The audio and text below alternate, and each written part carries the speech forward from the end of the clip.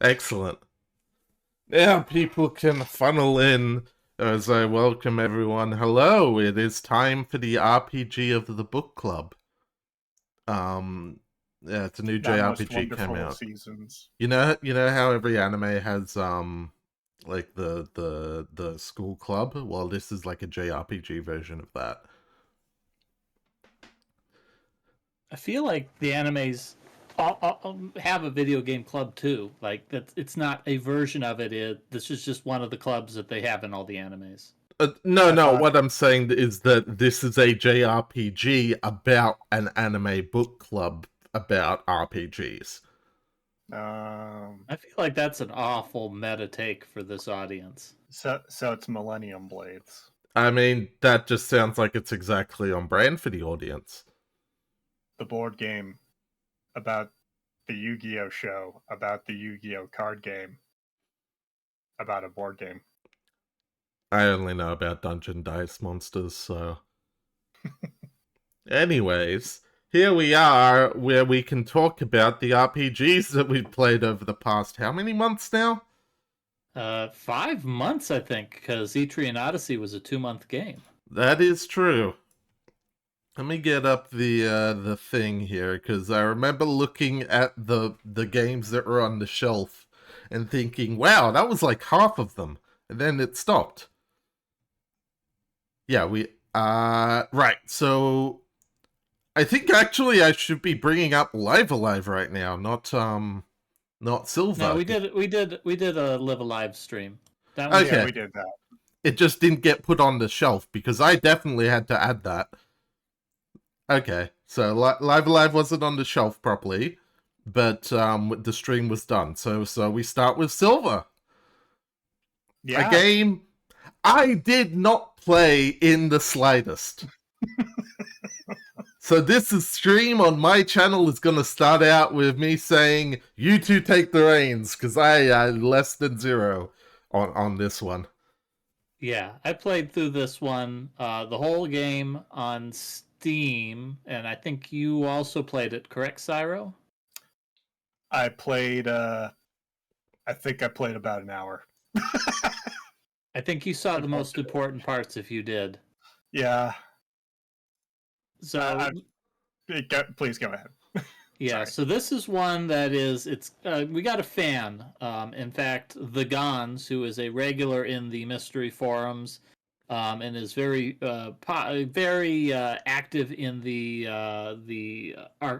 archipelago server. He is not only is he super fond of this game that he is in fact the speedrun world record holder, I think, for this game.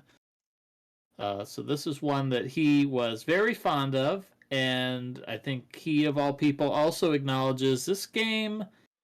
It's got a couple of issues, and you did play some of it, so you might have already noticed some of those in your first hour of playing it. Did you, Cyro? The control scheme, for one.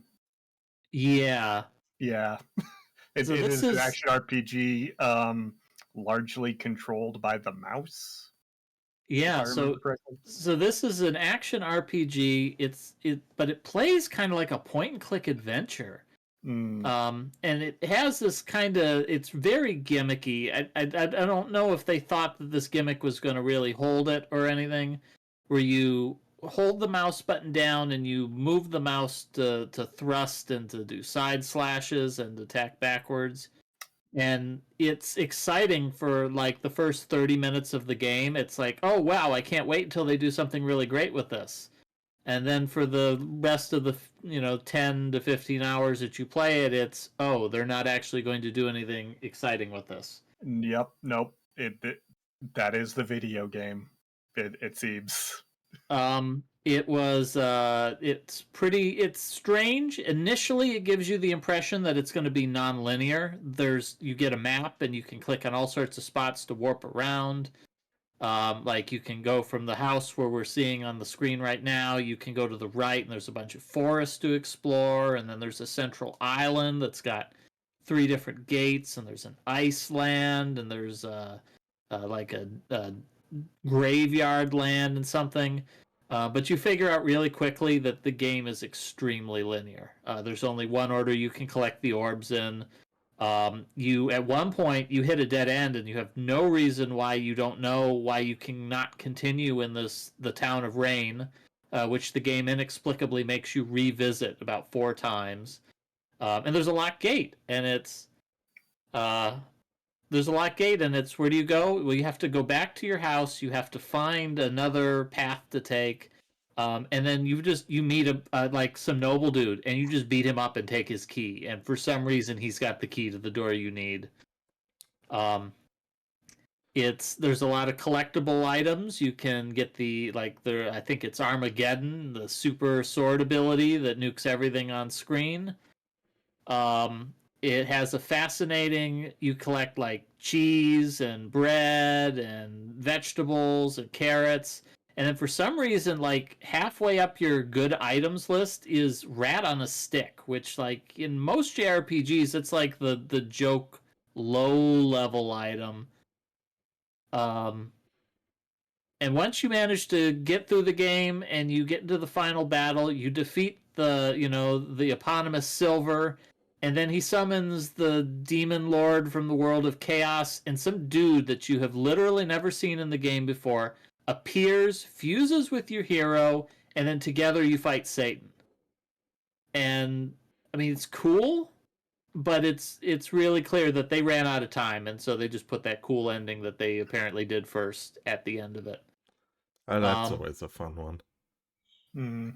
The Gons is so saying there's apparently like 3 things you can do out of order. yeah, there's I don't know. I don't think you can do the bell puzzle without getting the clue.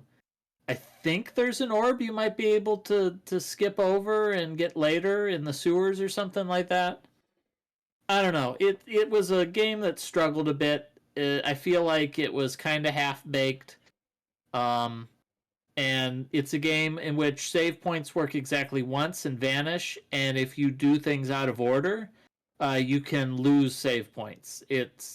Oh I don't my know. I god, wait, forgot really? about that.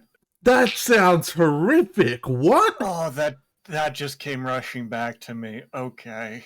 Yeah, Yeah. save points spawn in when you kill enemies in specific ways. And there's some screens where you can avoid killing all the monsters, where you kill some of the monsters and then you run out because you can leave a screen only when the monsters are dead. And there's some screens you can do that, and it just means that the save point never appears, so you just have to run another leg of the game with no save points. Oh, I'm Mhm. so glad I skipped this one from the sounds of things. Voice Wow. acting is really good though. There's a lot of fun characters. There's a lot of dialogue. They have carefully constructed all the dialogue that whatever party you have together, they all comment on the situation and their comments all fit together. So I mean, they did a decent job with it, but it lacks a lot of polish. If it had more polish, it could possibly have been a good game. And then also Yeah, I feel like they kind of got into a dead end with this control scheme. yeah. I feel like the lack of polish is all on the gameplay side of things. Like just from the animations. I feel even graphically that I believe this game is 2000, maybe 1999, and Yeah, so this is 3 years after Final Fantasy VII was doing the pre-rendered backgrounds. yeah. So like I feel comparing it that way that this looks pretty nice animation wise and like the nice level of detail. Very it has a look that it's going for, and it nails it thematically, like the typical swords and sorcery style thing. Like it's all fully voiced, as you mentioned, which definitely a rarity for this time period. So I feel like on that it definitely gets high marks, but like gameplay wise and stuff like that holds it back. And I mean the story itself is not going to be that. There are very few curveballs, save for the very end, as you noted. from what I've heard. So I managed to get through it. It wasn't that long. It wasn't terrible. I've played a lot worse games in this book club. So I got through it, and I wasn't so disgusted with it that I needed to detox. But yeah, it wasn't a particularly great game. You're not missing a whole lot.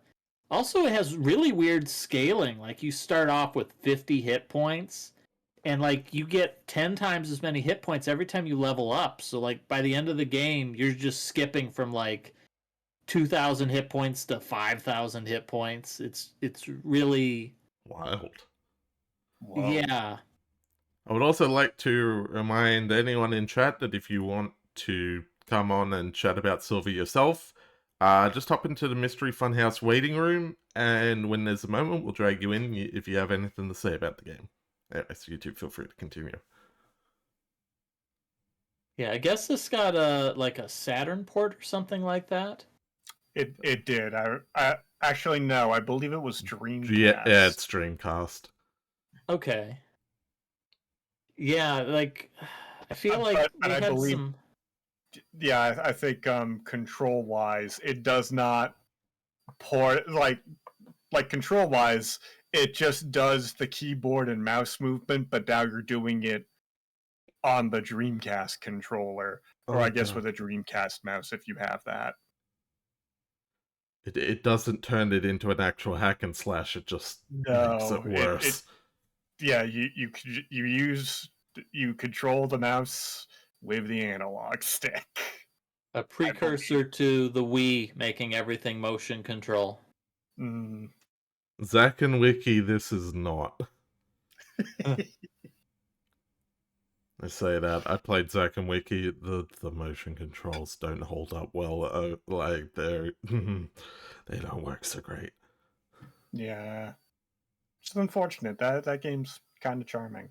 It is. Otherwise, yeah. But yeah. This also reminds me, I owe the Gons a cutscene % run of this game at some point. There's some fascination in it, and some of the things that it does wrong, it does them in interesting ways. Like at one point in the game, you have to get 2 items to progress, and inexplicably they're both in the same tavern. You've got to talk to a guy and you've got to bribe him to get a password to get through a door, but then there's another guy you have to buy a cursed coin from him, and it's like, why are there 2 things you pay for in the same tavern to get the same progression? Yeah, that kind of sounds like to me like that they had an idea for the town itself, that section, but like through budget constraints or time constraints, they ended up just slamming them into an area they had already done in the town. Then there was the manual has an icon for manipulating switches, but there's exactly 2 switches in the game, and one of them you shoot with an arrow, and the other one you have to slash instead of clicking it. Actually, that sounds like Vampire Bloodlines had a similar thing, didn't it? Where there was a very specific there was one door that they had movement for like barred doors, like you could move the bar off the door, and there is one door in the game that you do that in at the very end, and that's it. I mean, they worked it in there. Yeah. I would also like to throw out that I have honestly no clue who these devs are, because apparently they worked on like Blur and PC Building Simulator 2 and Goat Simulator in some capacity. I'm just looking at their... Wait, they did Stuntman? Wait, are these the same devs as Stuntman? Hang on. I love that game. The devs in this case would be Spiral House? Yes. Developer... No, that was Reflect... Why is there... webpage got all of these different games that I don't think they worked on. Liverpool, UK. Were they a publisher? Did they port them? I No, don't know. they are listed as the developer. Yeah, apparently We're looking at the same page, right? With like Motorsport. Yeah, Little but Big several of Planet. these games, they're not the listed developer. I don't know what's going on here. I feel like there are certain developers that get contracted out by larger development studios to Yeah, that's help with. Yeah, yeah, it does. They developing on and assisting on many major titles. Okay, yeah. wild. It seems that these guys, if nothing else, have had quite the history and are still going. In fact, so Well, that's good. that's cool, I guess. Yeah, it's always great when a small development house can hold together like that. Yeah, where it's not like, oh, they made Silver and then one other game and then died. Yeah, As is often the case. I forgot this game has shields. They certainly don't ever get any use in the game. I'm going. If I remember correctly, it's you have to hold down the shield button and you can't do anything else. Yeah, the solution to everything is to slash continuously until you get a magic wand, and then the solution to everything is to shoot your magic wand at everything until you run out of magic and then slash everything. Fun. It does get kind of fun later on. You get a whole bunch of cool magic items. You get an ice wand, and then you get I want to say like a fire sword or something like that. You get a magic thing that lets you turn into a werewolf. And late in the game, you kind of juggle which magic items you have. That whatever's on cooldown, you find a different magic item to use. So that was kind of fun. Apparently shields don't let you use the infinite magic glitch, so they sound pretty useless, actually. I don't know what that is. I'm just... Gons, you are currently in control of my voice box. So my recommendation is everybody who is fascinated by this, you should watch the Gone speedruns of this because it will not resemble the game in any way, which that might actually work in its favor. That's true of a lot of speedruns, funnily enough. I'll just hop into the thing and explain what nobody knows. Sounds good, Gons. Hop into either the waiting room or if I don't know if you have access. There you are. Get in here. Hello. You made me stand up from bed. Alright, so the weird thing is the game has a ton of hidden mechanics that it never explains and that nobody knows about except for me and one person who had a website dedicated to the game that doesn't exist anymore. One of them is straight up that people have basically a character weapon, where a certain type of weapon is just the strongest on them, even if it's technically a weak weapon, but the game never tells you, because why?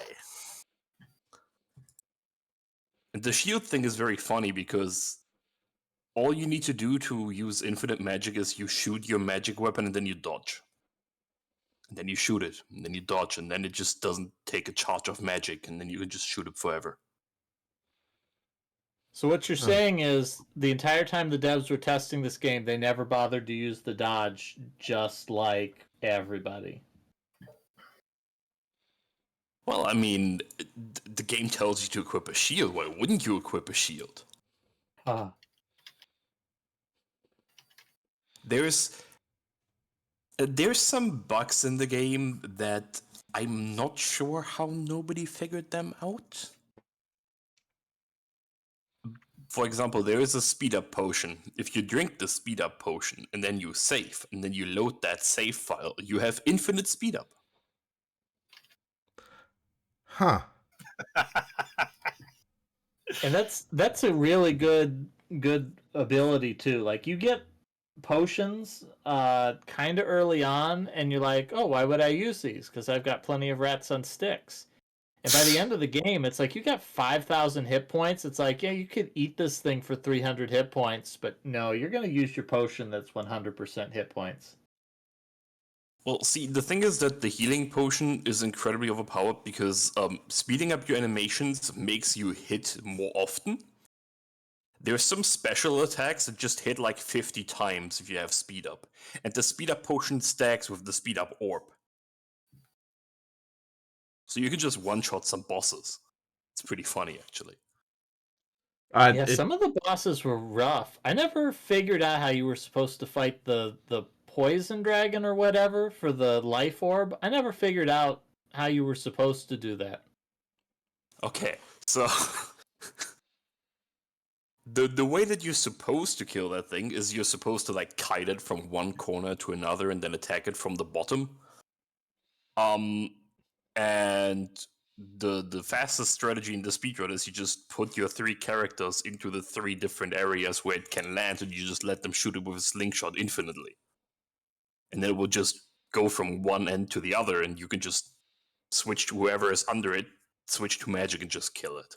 So as long as there's a character in a spot where it could land, it doesn't land? Is that what you're saying? Well, it tries to land, and it will hit the character, but it doesn't matter because you can just attack it while it lands. The AI in that game is very focused on trying to attack either whoever you are in control of or whoever you're not in control of. And if you are aware of the hotkeys of the game, you can very quickly switch between the different characters. Like they did a pretty good job with the hotkeys. It's just that nobody uses them because they're barely explained anywhere except for in the manual. Like you can change the magic level, for example. You can level up your magic orbs and then down level them, which is sometimes better because magic level 2 is better than magic level 3, since magic level 2 hits like 6 times and uses less mana per cast than magic level 3, but deals more damage. Except for healing magic and time magic. Yeah, For the subscription, Eurosec. I should probably turn I off noticed the that music. too. The game starts off really like you have this whole tutorial where your grandpa, is like, oh, here's all the different controls and here's where to use them. And then at some point the game is just like, we're done. You have to figure the rest out. Here's a ranged item. I hope you read the manual on how to use it. I mean, it comes from a time where it was more akin to read the manual or die, but it's still a bit extreme for how little is explained compared to how much is in the manual. I mean, like, what is it? The contemporaries of this are like, I guess, Lands of Lore and stuff like that. Maybe Diablo. And those also just don't don't explain anything at all. Like they're easier games, but they're definitely like, we're not going to tell you how to move. We're not going to tell you how to do any, like, here's a book we included. Read that. Yeah, that was just the norm, but it's still, like, as much as I like the game, it didn't age very well. It also doesn't help that the bell is a pain on modern systems because they thought it was a good idea to bind the bell speed to the CPU clock, which really doesn't go well. Yeah. That's a retro one. I mean that's classic PC gaming. Like you try to play Wizardry 6 today, and you cannot unlock doors unless you like redo the cycle speed because it just goes too fast. Yeah, so playing the CD version for the game, if you go to the bell, just straight up results in the game crashing. Because the bell moves so fast that it just instantly deletes everything. The game is just gone. The GOG version, the Steam version, are basically the only ones actually playable. Because they at least tried to fix the bell. All that did is remove the pause from, normally you have to like ring the bell 3 times, then twice, then once, and you're supposed to wait until David nods and it's like, okay, I did it correctly. But the second he starts the animation, you just continue. So there's like barely any pause, which is great for speedrunning because it's faster, but it doesn't make it easier to figure it out. You'll have to Yeah. forgive me. I forgot to run ads at the start of this, so I'm just going to run 30 seconds of that now, and then there won't be a problem. My apologies. Alright. That was me being a Maybe, dummy. maybe this is the point where we start Get migrating things over to the next game anyway. Yeah. I think Perhaps, that's- I think Gons, was there anything else important you wanted to bring up, being the expert on silver here?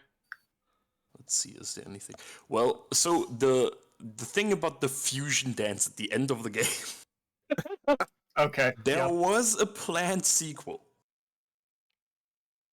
They course. did want to explain who that was at the end or in the next game.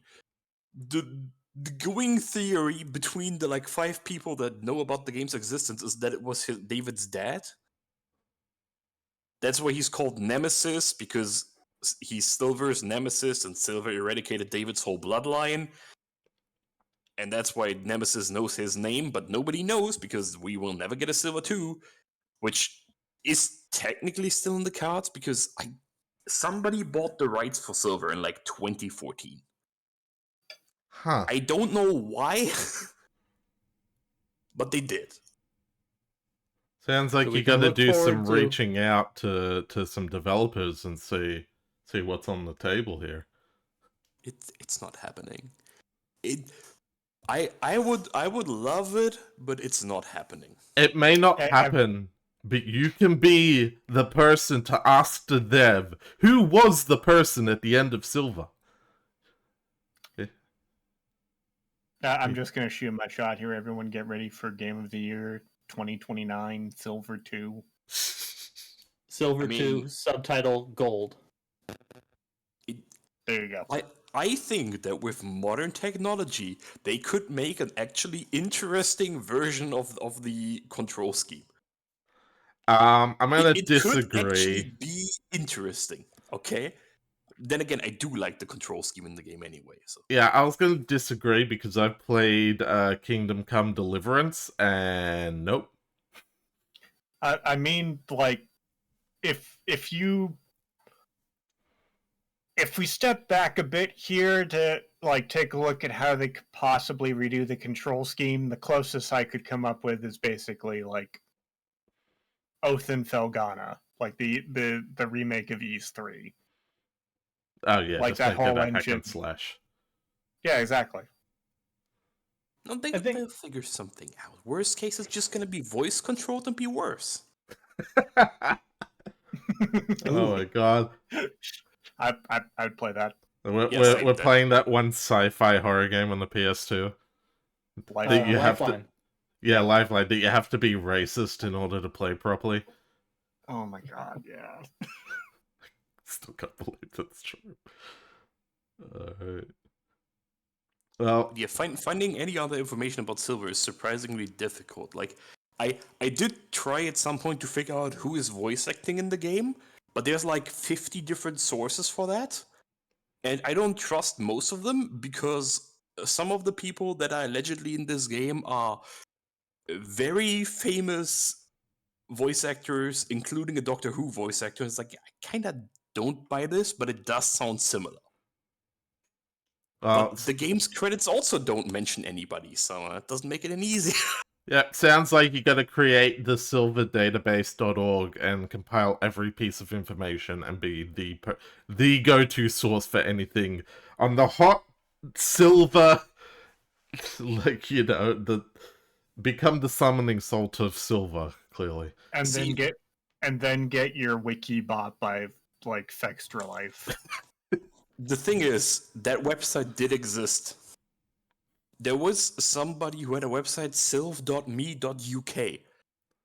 And that website just disappeared at some point. That had a whole section about Silver with like glitches and characters and backstories and information, and it's just gone. Ooh, And I have no idea who that person was. sounds like you gotta chase down some internet archivists, see if anyone still has it. You never know.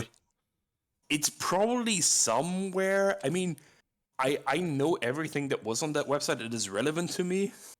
God, I'm just saying, it sounds like you've got a job to do, man. You got a hero's journey to take right here. It's too much effort. There's a hole in the universe. See, if there was any price for it, if somebody could guarantee me that I would get the sequel, I would do it. Well, But I'm never getting a sequel. Well, go chase down the rights holders then. That's the answer. I don't even remember who. I looked into that. I know who bought it. It was somebody who actually does something sometimes, but I don't. Gons. I think there's only one. There's only one option here. You need to become the rights holder. I mean, if you want to give me the money to buy it, sure. To be fair, sometimes those things go for pennies because no one cares anymore. But yeah. Anyways, that's probably a good place to call things for Silver. We send Gons on a hero's journey. And, Nordic Games. Nordic Game. Oh. Yeah. Nordic Games has the rights to Silver. Oh, you could absolutely get them to make a sequel if you drum up enough interest. It'd be a cheap one, but you could. How am I supposed to drum up interest for Silver?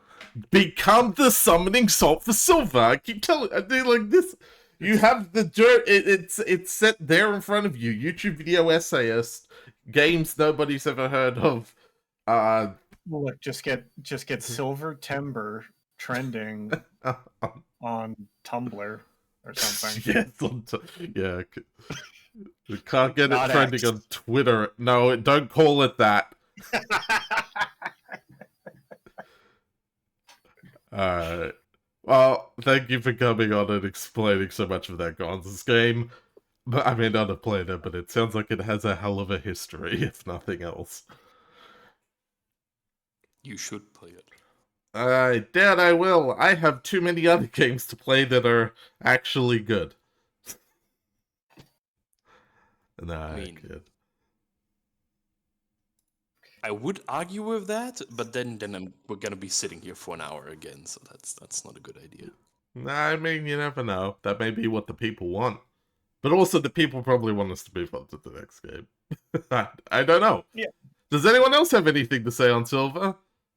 You go ahead and let me know in chat, and I can drag you in while I get set up with our next thing.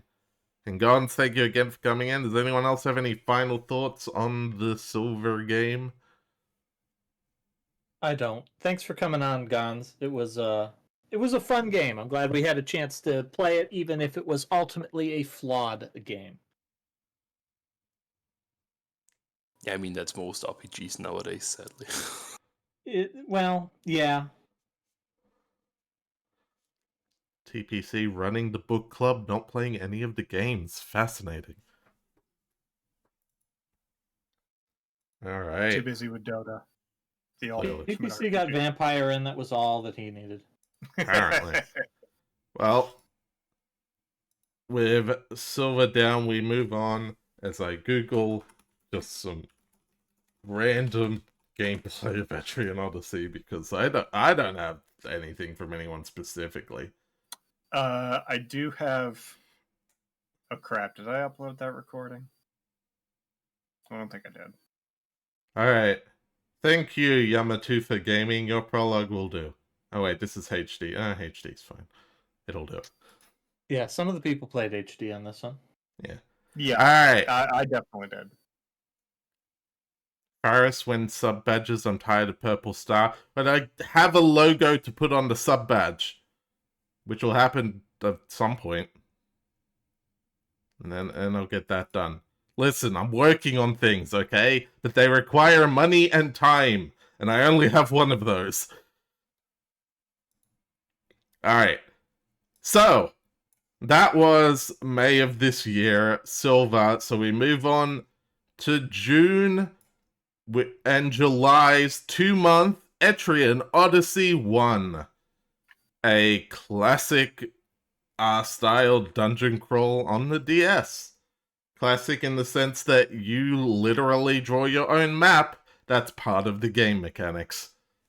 That's probably what most people know about with this series, to be honest. Yeah, and I think that it does it well, but it's more than just the map. It's also very retro in that it is incredibly deadly at the beginning. I Mm-hmm. mean, like play most RPGs, you play like Final Fantasy, and the first fight you're going to get into is usually trivial.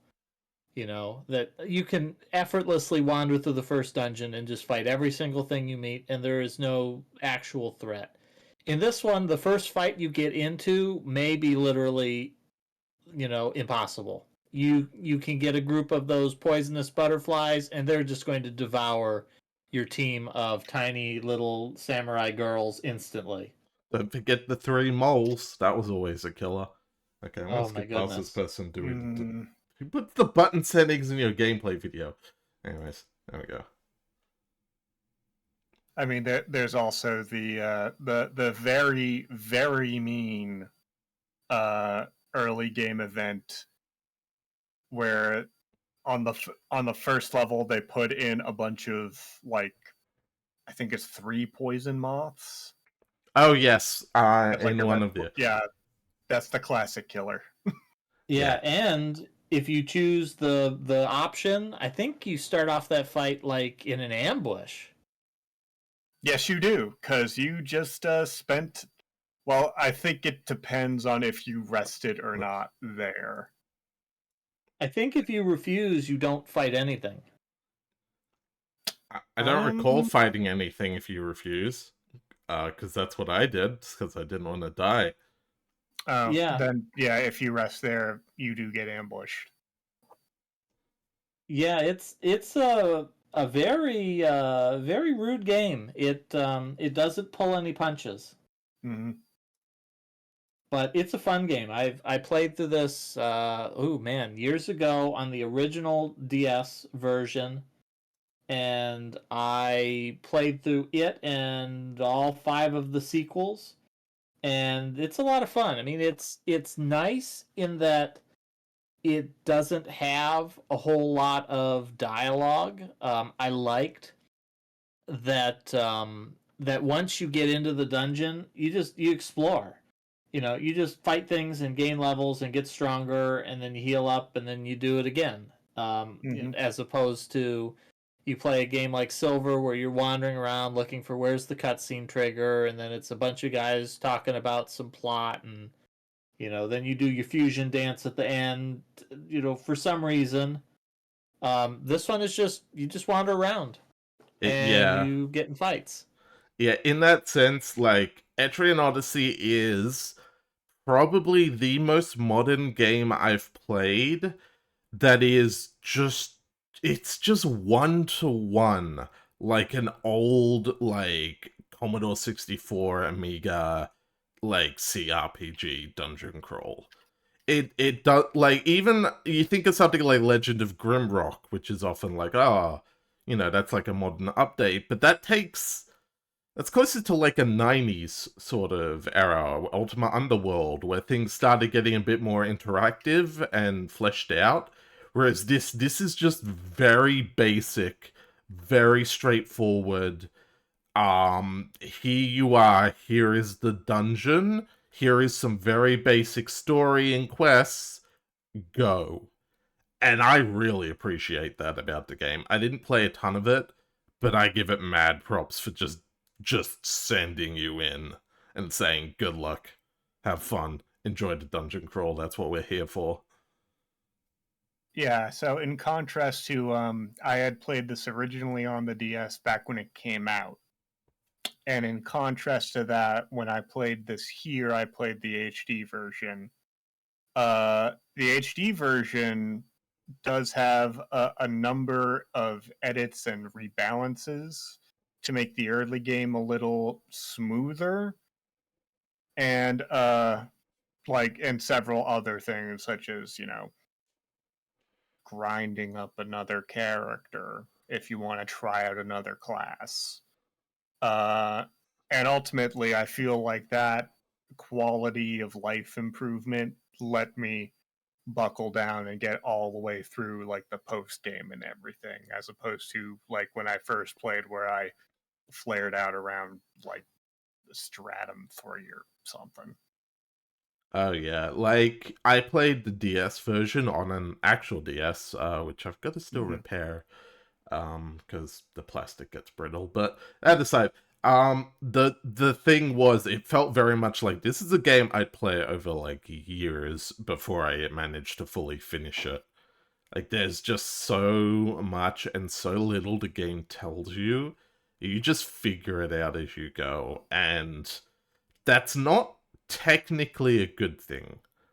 Like if you get right down to it, that is technically very bad design.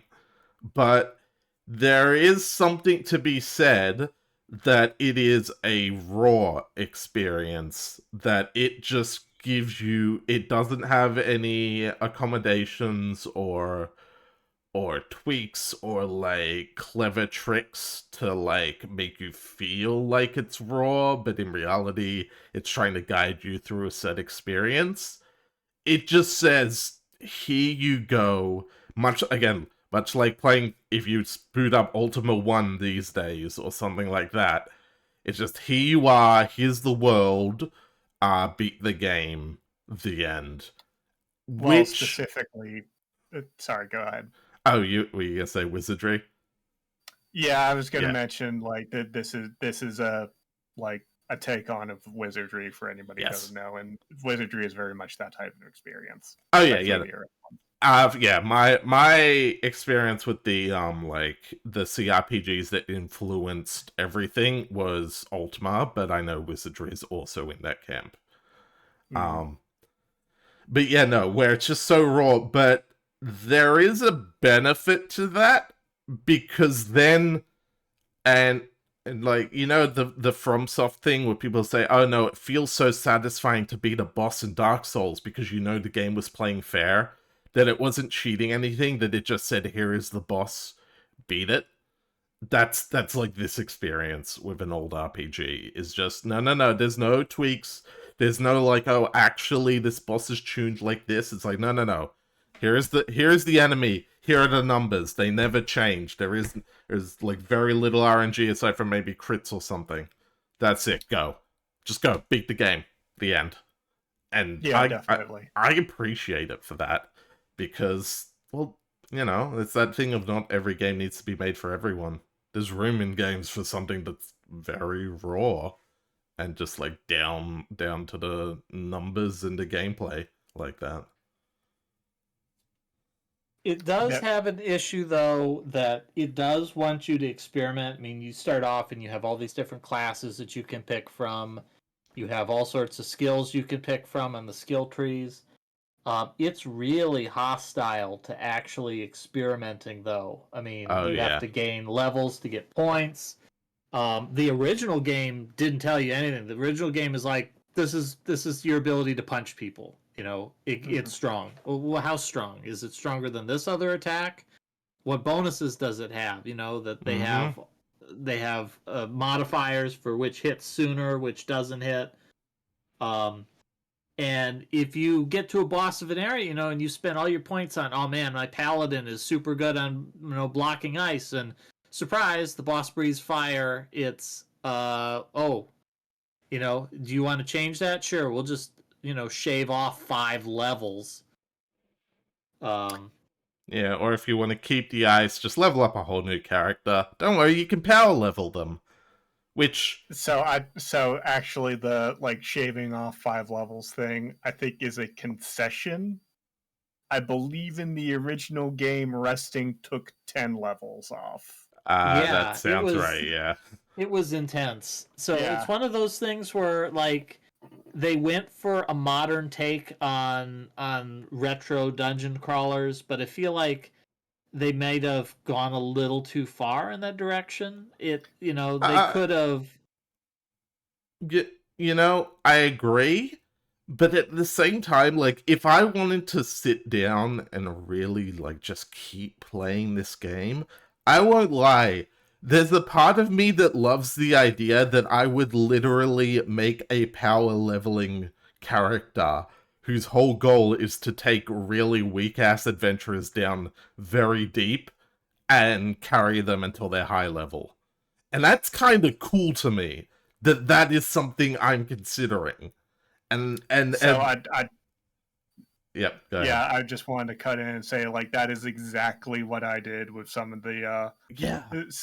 some of the additional options. Like the HD collection allows you to edit to like change difficulty on the fly, and I kept the game in expert unless I was like grinding a specific character or something. Which makes Because sense. then, yeah, and then I would just take my like my Lance Nectar, whatever, and like whoever I was building up, and go as deep down as I could, and just all sword whatever was in front of me. Right? And that's like, that's an experience that I think there's genuine value. Like, that's appealing. Like, that's fun. In like this like weird optimization, having this crew of characters that you're leveling and changing and growing and adding new ones when you think I need a niche character for this. And that's something that the game would lose if it weren't so brutal. It is because it is so mean that that works, that is such an interesting concept. And you can have that question of, all right, this is I'm gonna make a power 11 character, I'm gonna make a gathering party, I'm gonna make, I know what, I'm gonna level up an entire party just for this one boss, because if I build them right, I can beat it at like 10 levels below my current level or something like that, you know? It also, I think, it captures sort of a basic element of all RPGs, and that is the game is notably difficult at the start, and you really feel that early on. Of I've gained a few levels, I've got a few new skills, and suddenly your survivability has gone way up.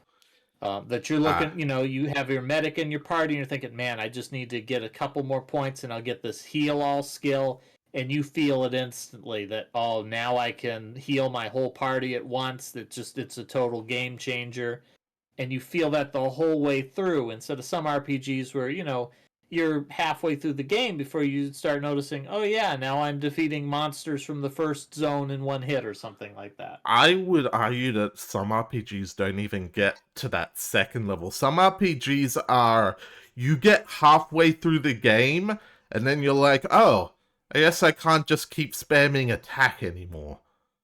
And that's always, to me, a bit of a sin. It's like, wow, you're really hoping the story can carry this, aren't you?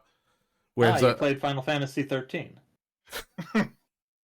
You know, actually, my only experience with 13 it was Lightning Returns, which actually trended closer to this game in that the start was really brutal, which I kind of Lightning appreciated. Returns rules. I liked Lightning Returns. It was actually pretty fun for what it was. It was dumb and not good, but I liked it a lot. But yeah, well, no, it's also like a secret Valkyrie profile, like a spin-off.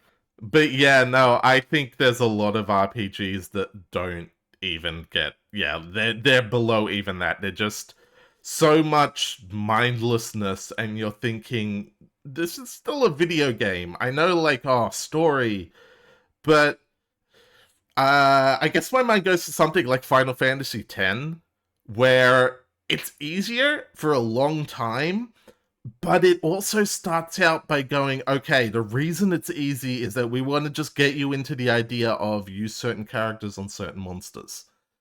And it's like, it's not easy because it's being boring. It's actually trying to be accessible, which I feel like is a different side of it. Whereas, yeah, some I'm just like, I'm so bored. I'm so bored. But, yeah. I don't know, now I'm getting on about just challenges is such an important part of gaming, and I hate that so many games don't utilize it properly. But this is a fun one for me. I am fond of old games where you have to draw your actual maps. I played through, some of the old wizardries where I got my graph paper out and I drew my own map. And that's like another layer of that. You see your characters growing, it's also, you see your map is filling out, and so you also Mhm. get that feeling of I've mapped out that dungeon. I know where things are. I've identified everything. So I Yeah. like that too. This is a fun game. This is a very I've simplistic game that is just enjoyable. Yeah, I played on DS and had the because it does have a auto map feature, but all it does is fill in tiles. But to be fair, that's the thing. The thing about drawing the map is that it's not about carefully drawing out every square or anything like that. It's about noting paths you didn't take, things you can't interact with yet. It's the notes. It's the making notes that makes map drawing interesting. And I know Grimrock as a game does it very well in that it has a full auto map. Like it could just map out everything for like the like cross of tiles you're on, but you're still gonna open it up and make notes. You're still gonna draw things out, write things down, and that's what this game captured really well. Because since this game has every step can be a random encounter, half the time you're like, I don't want to walk down this path to note that it exists. I'm gonna draw it out and then go the other way, which is again where it gets fun. Well, but the game doesn't let you do that because you got to walk into the dead end to find the event that's in the dead end that you want to interact with. Oh, but Mm. at the very start, that's why this. I would say that's why there's so. And this is where, like, I'm saying it's such a raw experience, but it's still a clever experience. It makes sure that at the very start, there's plenty of dead ends with plenty of encounters, so that you get used to that idea that you want to check every square, that you don't want to leave one unvisited. And actually, again, the auto mapping feature, it doesn't draw walls, it draws squares you've walked on to get you into the idea that you can leave that as I stepped on this square while you can draw in the walls yourself. It's again, that's what makes it a raw experience, but a good raw experience. Again, a From Software, well crafted but not cheating. If that makes sense. It's just being honest with you and like making sure that you're aware of every aspect of it when it shoves you into things. Which some things it doesn't want to make you aware of because it's like, no, you're meant to figure that out. Like the skill trees and bosses and that. I don't know. Yeah, there are a fair few bosses like that in here. Like there's one in particular that you wouldn't have fought, but you would have, Nico. I think down in Stratum 3. No, 4. Stratum 4. Like the final Oh, boss of that. yeah, Yeah. that's a rough one. That one, that's a weird one where the game sets up a very, it sets up a pattern of, yeah, you're going to get to the end of the stratum, you're going to fight the boss, and then suddenly it's, oh, you have to actually fight waves of guys to get to the boss. That one was really confusing to me and not satisfying. Mm. Zenic talking about how some encounters were one-time events. Yeah, I think that's lessened by the fact that death is go back to title screen, so you're already like saving and resetting so much. But yeah, I can feel you on that one. Yeah, but at the same time, I don't think any of those events have anything that's important or missable. So, but it is really unsatisfying. You get an event and you get two choices and you pick one and something happens. Like, well, what was the other way? You know? Yeah. I mean that's something that all of these entries do. Like the option which is just, oh, here's an ambush, or the other option, or like for example, which is just a choice between an ambush but you get a reward, or this other option where you just skip the encounter and get the reward anyway, or not get the reward, or whatever. And I don't remember if the first one did it as much, but absolutely the second one also made quests that you do the quest, and there were like 2 or 3 possible solutions to it. Mm-hmm. Yeah, that there is one in. There are a few in here where I know there's at least one where you can straight out lie that you did the quest. Oh, yep. And it tells you, like, did Yep. you actually do that, though? Like, maybe you shouldn't lie about these things. It lets you know. Yeah, that this could have consequences Yeah. if these helpless researchers go out into this supposedly monster-free area where you said you killed all these monsters. What's going to happen to them? Are you okay with that? Hmm. Yeah, And it it's gave that you a sort worse of, reward. Yeah, that's but true.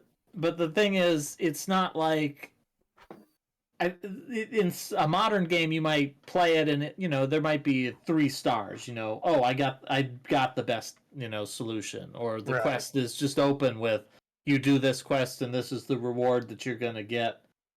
But I don't know. I can see that, but I think that's part of the vintage RPG experience is getting choices and then not really knowing what answer you're going to get, what what is the best choice, and you just doing the best you can and Mm-hmm. living with the consequences, and then trying to defeat the next boss. And then you find out later when you're talking with your friends, and you're like, oh, I spent so long on the first level, man. I just couldn't. And then they're like, dude, you're meant to go through the wall, and there's like a super sword. Everyone knows that. What you didn't? It's been all over the schoolyard, and you're like, what? Yeah, no. If you jump off the side of the after the minecart level in Mega Man X, you get the Hadouken. The whole game's really easy after that. And it definitely had a little bit of that, a little bit of the well, how was I supposed to know that? But again, that's kind of part of the fun. And we have the I did struggle on my first playthrough. I didn't find any of the shortcuts. Like, I was not Oh, looking for yeah. shortcuts. So And yeah, that is something in the first game. They don't really telegraph the shortcuts. You're just meant to Yep. like find them. Later on games though, they denote the shortcuts by like there's a change in like the tile. Basically. and then Persona Q2, like the last of these games, the shortcuts are like just it's a ladder. Literally, there's a ladder, and it's like, oh, I see the ladder. That's the shortcut. Yeah, it's not that obvious. Like it's just like, oh, there's a bush with yellow flowers on this wall. So like, and if you notice, oh, that's weird, and you turn to look at it, like it'll have an examine, like an examine prompt, and that's a shortcut. Also, yeah, someone 325 saying that the shortcuts are from either side. So if you find the exit, like that there's an entrance and an exit. So if you find the exit, then you know, okay, so on the other side of this, there's an entrance, and you can go up and examine it, and it'll tell you, oh, there's a wall, there's a hole here in the wall, but you can't seem to get through it from this side. So that can set you up for like putting the thing down and then looking for, okay, if I get on the other side of this, that's an easy way through here. But the shortcuts really changed the game. That Oh, if they you do, know yeah. where the shortcuts are, you can go through the maps way faster. Oh yeah, Yeah. like that's why when I was playing this game, because I knew I wasn't gonna finish it past a certain point, because I was like, this is very slow, and I appreciate the game for that, but that's a huge time sink. I outright asked, all right, what am I missing? What's like the difference maker here that will turn this massive grind into a reasonable one? And you guys just had to tell me, no, just rush to the end of this floor, and you get well, in this case, it was a full heal, but that sort of thing. So when I was playing through it, I did know about the fountain on the other side, but I still went through and explored the rest of the floor before getting to that fountain. And it takes a few tries to get through. Like I think it took me 4 trips in total. But yeah, after you get to that fountain, it's a big relief. Yeah, Yeah, being able to just heal in the middle of the dungeon, they changed that, super changed that for the later games. Later games, they realized Yeah. that's so OP. Yeah, but like especially in this game, like every stratum has one of those. Like that, there's like a usually about the midpoint of the stratum. There is just here's a floor where there's a fountain that you can just heal on. We're just gonna let you do that. I feel like the other thing too is that I guess in the end with this game, I sort of group it in like La Mulana, where I'd almost recommend if people were gonna play it nowadays, if you don't want, if you want to not Google anything, have a group of people working to discover shit that you're freely sharing information between each other. Right. Because Or keep a notebook. not just a notebook. You need to be able to be like, I can't scour the entire game top to bottom for this. I need an answer. Yeah, no, that there are definitely points like that. There are some enemies where you have to take a very particular route through a floor to be able to trap them so that you can fight them. And yeah. then they'll show up in your log. And that's shit where, like, you just need someone, like, you need more than one person finding things like the shortcuts or the routes for things like that. Unless you have a lot of time to spare or are willing to Google, which sometimes you don't because you want to have that raw experience. I am gonna, just because we have like 2 more games after this, I'm gonna call out now if anyone wants to hop into voice chat and say their own piece on Etrian, please hop into the waiting room. And yeah, we'll try, because there's just so many. There are 4 games we're going through today, so Yep. yeah. Yep. I did make a straw poll earlier, and this is probably a good time to show the results of that. Yep. Let me just I can bring it up on stream. Okay. Yeah, let me. There you go. The, easy. Okay. Wait, I gotta refresh it. Yep. Medics. Oh man, Medic's so broken. Medic is entirely. It's disgusting. every team has a medic, and then when you add more medics, it gets Yeah. Myth played through the whole game with a nothing but medics team. The Ishikawa medics, I believe it was. And it was like broken. You could beat the final boss basically effortlessly with it. It only gets difficult in the post game because you really need to have the elemental blockage to defeat the dragons. Yep, you need the elemental blockage for the dragons, and also you need an access to elemental damage. There are some enemies that take like 1 point of damage from non-element attacks, and they have like 500 HP.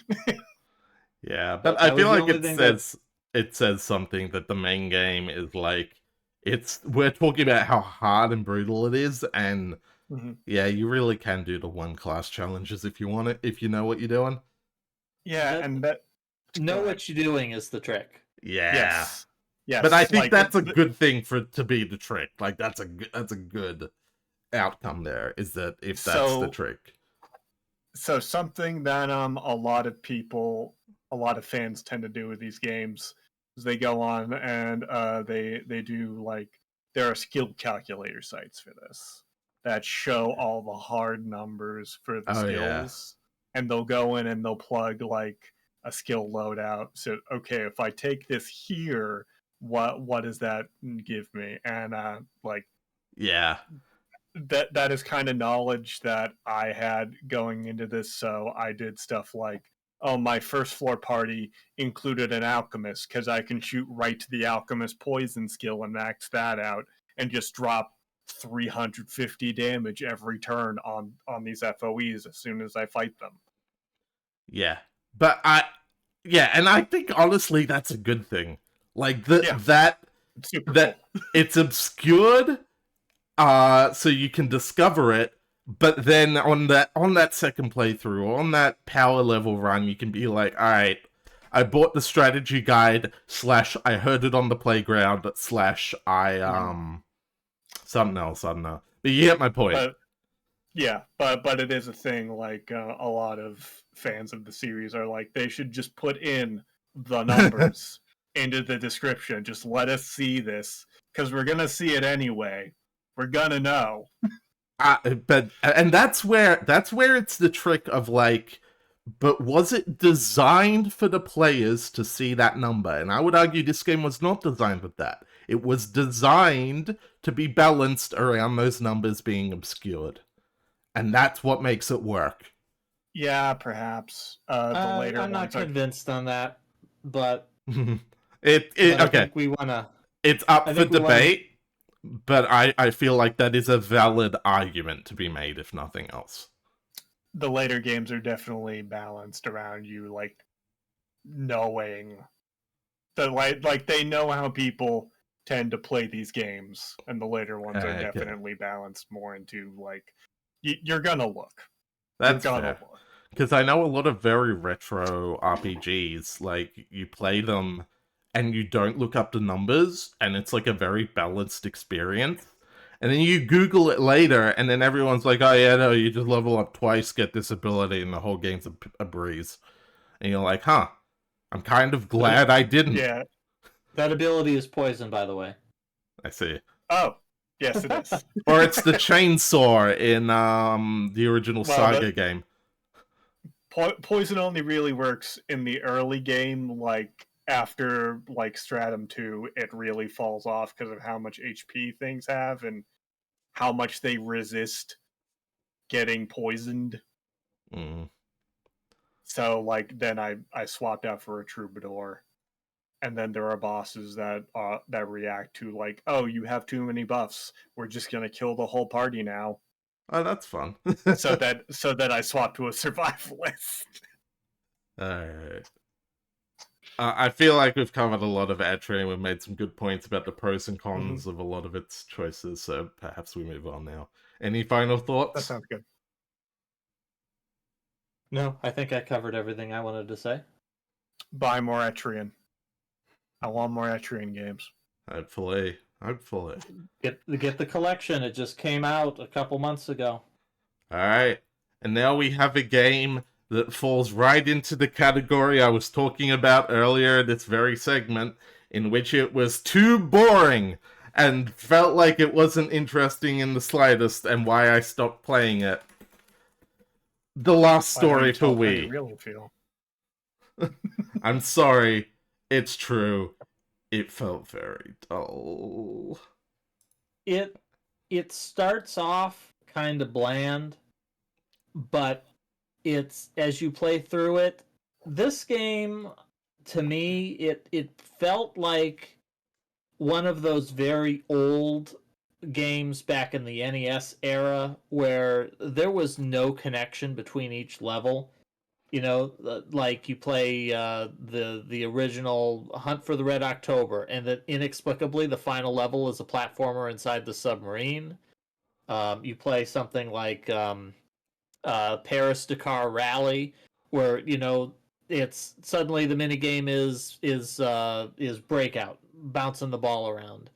That this game, just each scenario you went into felt disconnected from the rest of the game, that just suddenly you get a new power and the whole game changes. You get the ability to run up walls and jump on enemies, and it's like, oh well, I'm going to play this game completely different now that I got this. Yeah, I can tell you right now, the fact that you say that, I'm like, what? But the game's so static. How does this work? So, yeah. I immediately understand your point.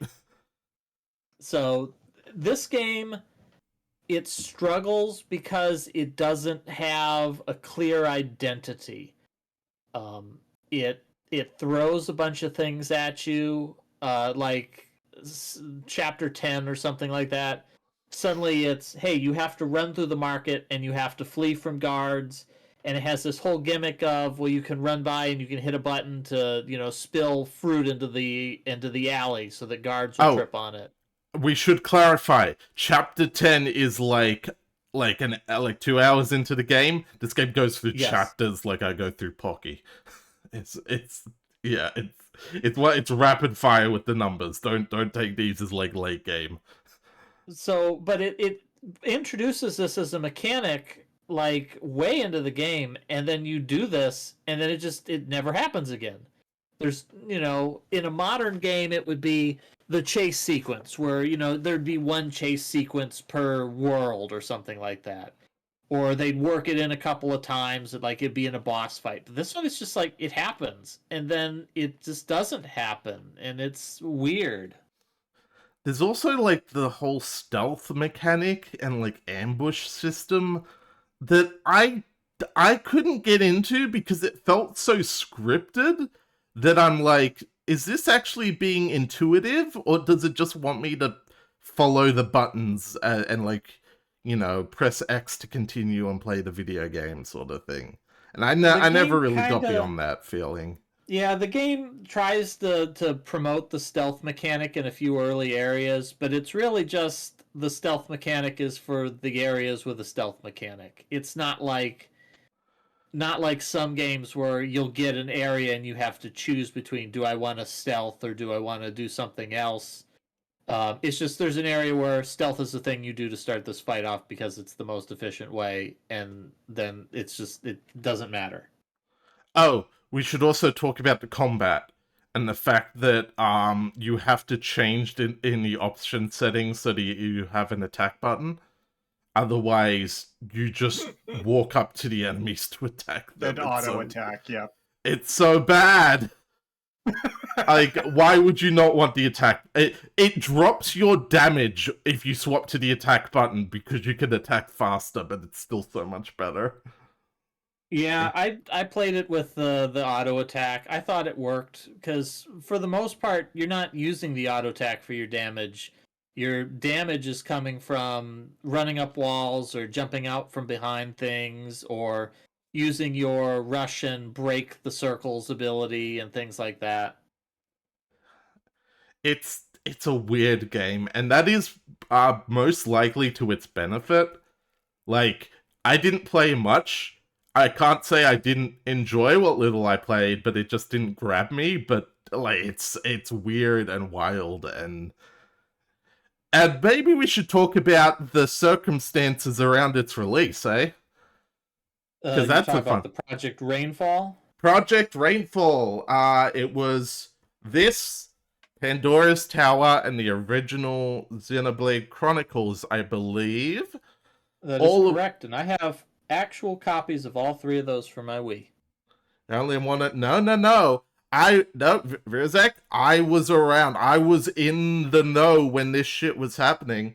So, I don't know the specifics, but basically, this was towards the end of the Wii's life cycle. People were waiting for the next console, the Wii U, to come and fail as much as I love the thing. But these games were not localized to America because it was thought these won't be profitable. I don't know the specifics. Nintendo was weird at the time. Nintendo of Europe, I believe that these sorts of RPGs were just selling well in Europe, so they were already planning to localize them to like German, Spanish, I don't know, all the other languages there.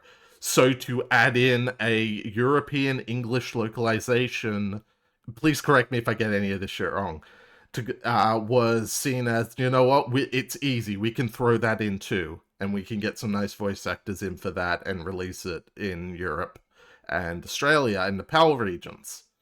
And then those games still never came to America, and then for the longest time the pitch was, these games are already localized, they're already playable, you just need to release them in NTSC so we can play them.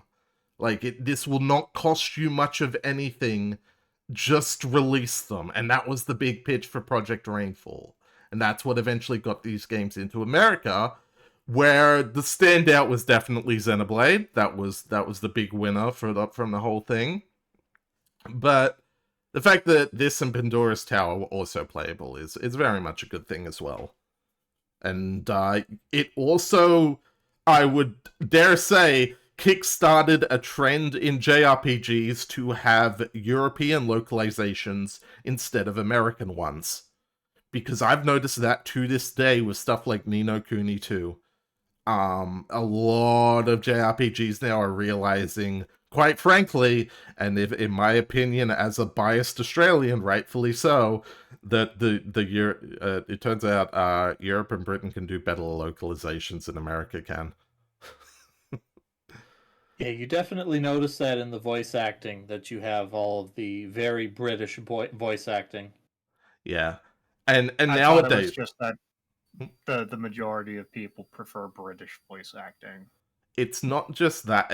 I'll be honest with you. I think Americans actually do a bad job of localizing half the time. I genuinely think that the fact that there's so many British ones these days are way better.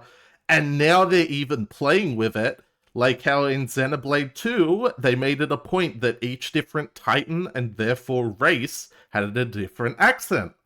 One Titan was Welsh, one was regular Britain, one was Australian. And they play with it and they use it and they embrace it to the point where the Japanese script of 3 references it.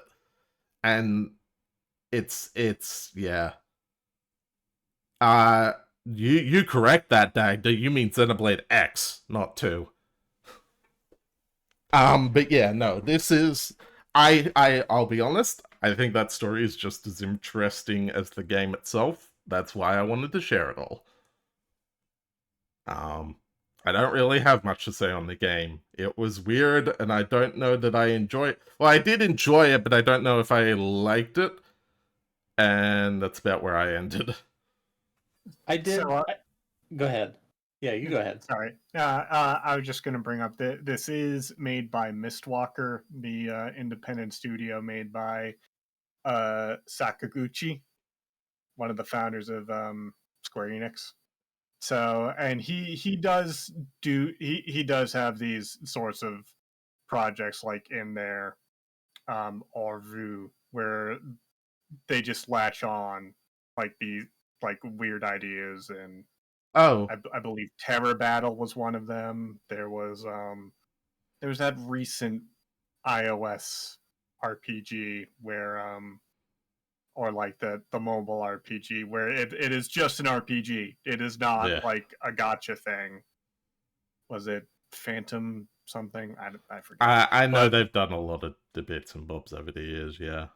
Yeah, they've done a lot of kind of weird conceptual stuff that this really fits in with. Also, the sort of half action, half role playing thing. I believe that it wasn't just like early Square Enix. I believe he was essentially the father of Final Fantasy.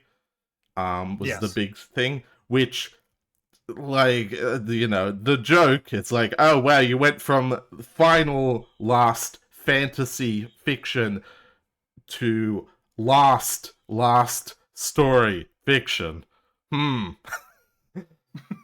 Like there is subtle. We all know the story of like the apocryphal, like, oh, they called it Final Fantasy because it was going to be their last game if it failed. I believe isn't true. It is not true. They picked Final Fantasy because they liked the abbreviation FF. They liked how it sounded. Didn't they want Fighting Fantasy, but they couldn't get that one? Yes. That was already a thing. Yep. But yeah, you were going to say something, Nico, before I interrupted. Sorry. Yeah, I was going to say too. This had a lot of big names. What's his name? Nuboa or whatever his name is. Nobuo Uematsu? Yeah, the musician doing a lot of music for this, and it was you can definitely tell that in the last half of the game. Unfortunately, it doesn't really shine through until like the last 10 chapters when you start getting in the final bosses, and he just composed like final boss themes for everything. I won't lie, Nobuo Uematsu does 2 things really well. Epic, like, so orchestral it could literally be played by an orchestra and be amazing, and like out there extra like screamo heavy metal, which I honestly prefer more from the guy, but that's just me. Lest we forget Crazy Chocobo. He does have that metal band that isn't it the Black Mages? Something like that him? I don't know the specific. There's also Otherworld from Final Fantasy X, which in my opinion is one of its best final boss themes, even better than like the good old Dancing Mad, but that's my own like preferences. Either way, essentially, Last Story is like, with no disrespect to the game, it's almost more interesting with everything surrounding it than the game itself. Yeah, it's a game that you play through it, and if it's, if you're just bored of it right away, it's not going to get better. But if you enjoy it enough to stick with it, it just keeps throwing stuff at you. It Yeah. has just weird gimmicky sections. I like to say that it's sort of like you took a Dungeons and Dragons campaign and you just presented it exactly as it happened. Yeah, Things Yeah, don't connect. that sounds right, actually, yeah. The way the characters react and interact, and it's a lot of spur of the moment. Like, that's the thing. I didn't get hooked by it, but I did not, like, hate my time with it. It was very interesting. I'm glad I tried it, if nothing else. I have seen some scenes from later, and I also did not play terribly much, but I have seen some scenes from later in that that they're off kilter, but they definitely have a lot of character, and yeah, they have a very like the characters have a spontaneity to them that's charming.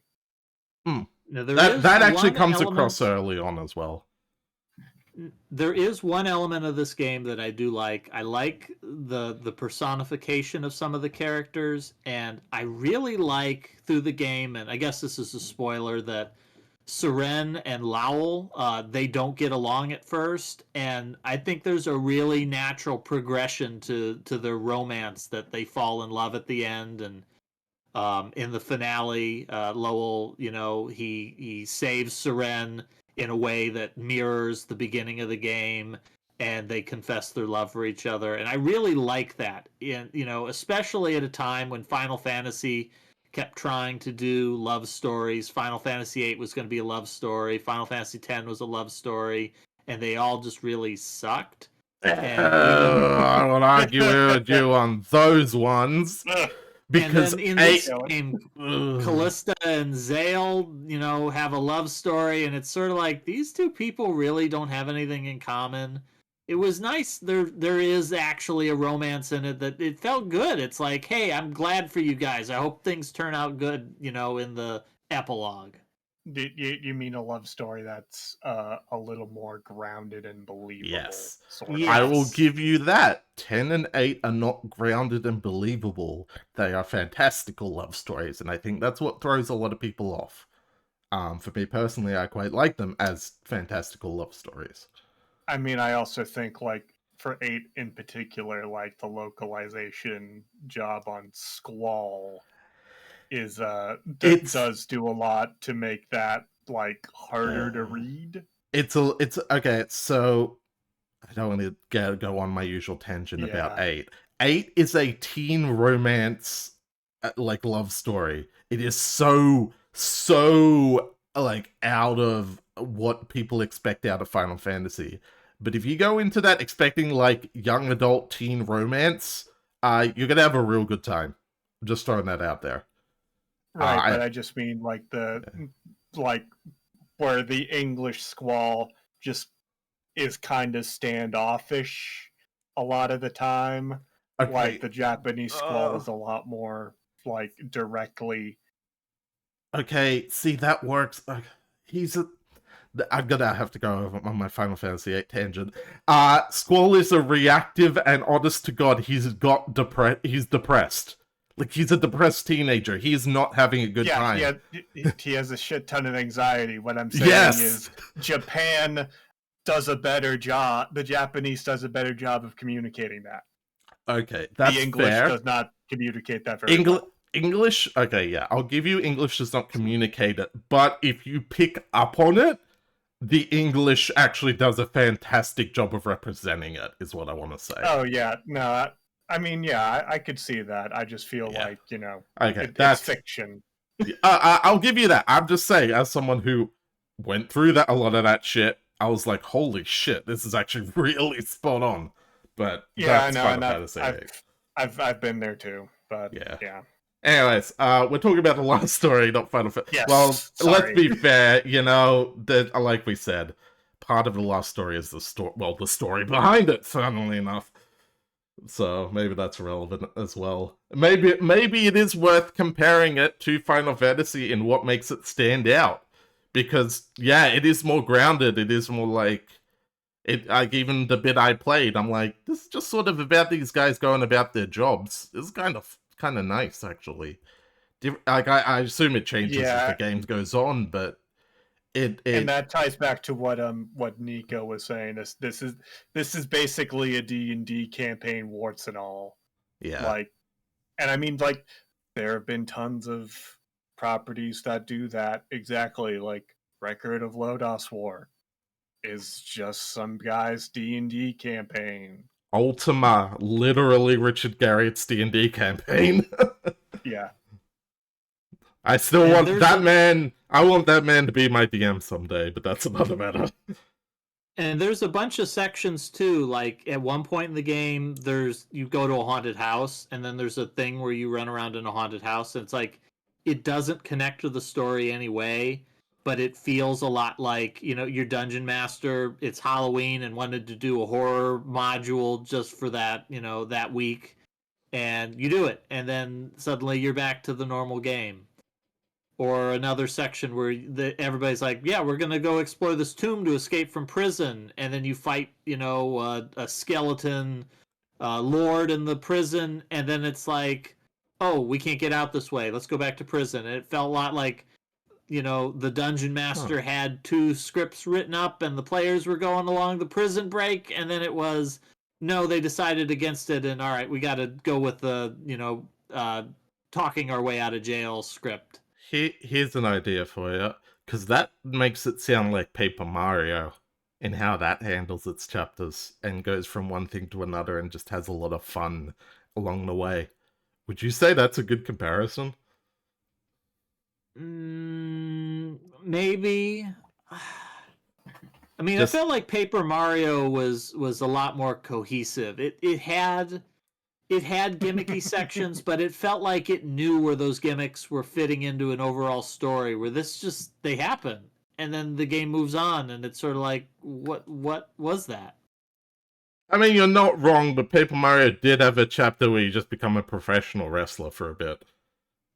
Yeah, but you know, it was a whole But chapter. You know, yeah, it was a that's- whole section of the okay. game. I get you, but no wrestling chapter.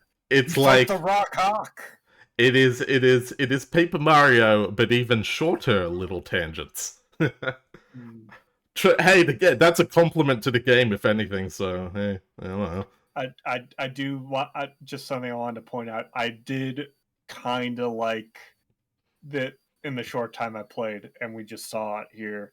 The whole setup for like one of the things being MMO-ish aggro mechanics.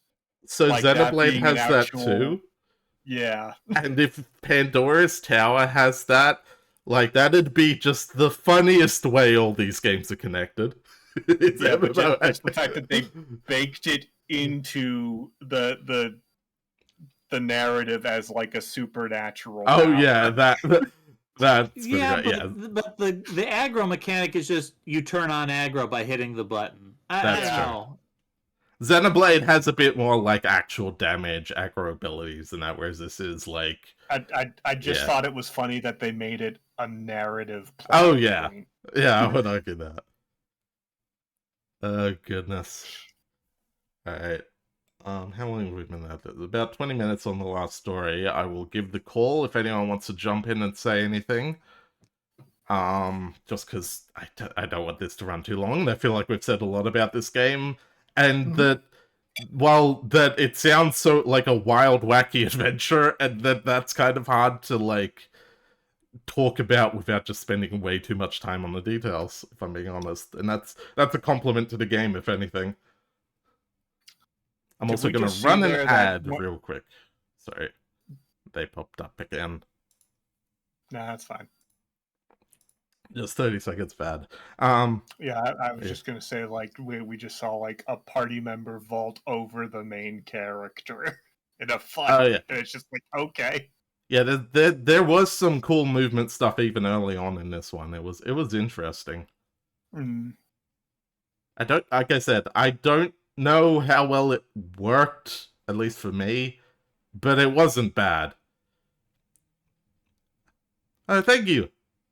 And welcome. We talking RPGs. But yeah, so Last Story, interesting game.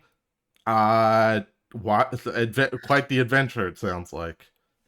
And well, yeah. And any last notes?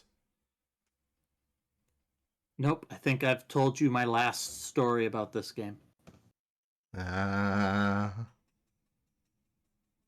that can't be Yeah. the last story though, because we gotta check if Syra has the last story, and that is No, I'm good. And that is and of itself the story of the last story. Unless you want me to talk about Terra Battle. Anyways, and then we have this month's game and the last one for this marathon of a book club stream, Doom RPG for Java mobile phones. I should put gameplay. No commentary playthrough. Excellent. Let's go. So I'll start off and just say I tried to get this working. I did not succeed. Ah, that's too bad. Also, AC6 came out, so yeah. This is fair. I played the first like 3 areas, and then I was like, this game's good, but I feel like I've had my fill. Yeah. The 2 games were really different. There was actually 2 games this month. Oh yeah. The first one, which is what we're looking at, Doom RPG 1. This was for like old school flip phones. And it's pretty kind of ingenious, the way it's set up. It's pretty much just Doom, but it's turn-based. And then they added a little bit of dialogue, so there's a lot of NPCs you talk to, and it screams 1990s dialogue design. Yes. Where it's a lot of just, little pop culture jokes from the 90s. It tells you, like, go interact with the PC, but there's 2 of them. And if you interact with the wrong one, it's just like, no, the other PC. And you're like, that's got, like, Doom and Quake energy, which makes sense because I believe this was John Carmack, seeing a mobile phone game and going, I wonder if I could make a Doom thing work on that, and then putting this together. This was like this is licensed. Yeah, no, this isn't just licensed. This was John Carmack made the base that another dev then made the full game out of. But this was him thinking, how could I make Doom portable on a mobile as like a test? And like you play it now and you're like, wow, this is like the perfect portable game. You can just pick up, put down, play for a few minutes on the go. In the exact same way Etrian Odyssey works, just a lot simpler and a lot more straightforward. But I had a lot of fun with this. It's got it's got the regular Doom secrets where you run around and you poke certain walls and you get some extra upgrades.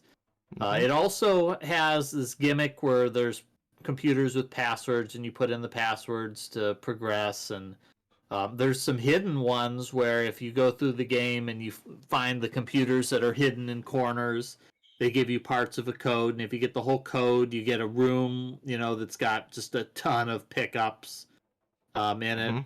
There's power-ups, level-ups. It is like you have Doom and you have to turn it into a wizardry dungeon crawl. How do you do this? And it nails it, honestly. And it's very simple and straightforward. I mean, as long as you're going through the levels and you're taking the time to collect the items that are laid around, and you find a couple of secrets, you go through pretty easily. Mm-hmm. You gain a bunch of levels. It has one of the more fascinating elements of an RPG where you get to buy stats. And I always like that because my first thought is immediately, how can I break this game by buying Yeah. the stat that is going to, max everything out? The Saga 1 Yep. human method. Yeah.